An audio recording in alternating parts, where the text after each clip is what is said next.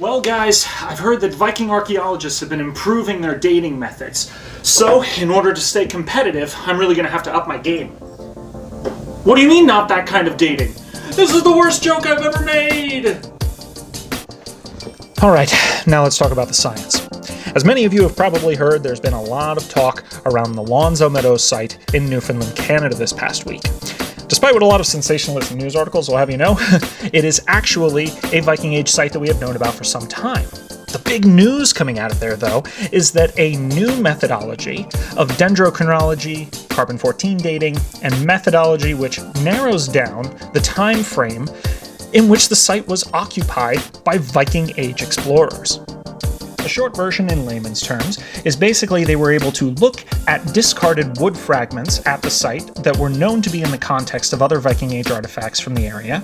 They checked where on the wood the evidence of iron tool usage was, which is indicative of Viking Age interaction, and they lined that up with the tree rings dating back to a solar storm event that happened a number of years prior.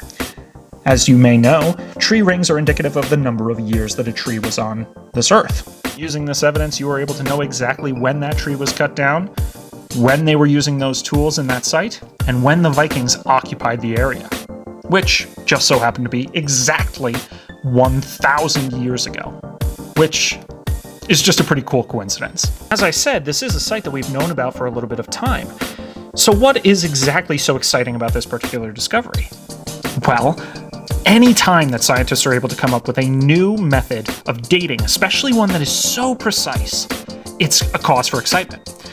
Radiocarbon dating is a process where you take elements of carbon that are remaining in an artifact or some sort of biological remain, and you're able to determine roughly how old something is based on the half-life of the carbon and how much has deteriorated between when it was cut down and stopped living and when you date it. This gives you usually an age range of something of about, depending on how old it is, 100 to 1,000 years. Could be any time within that frame, but we don't know for certain.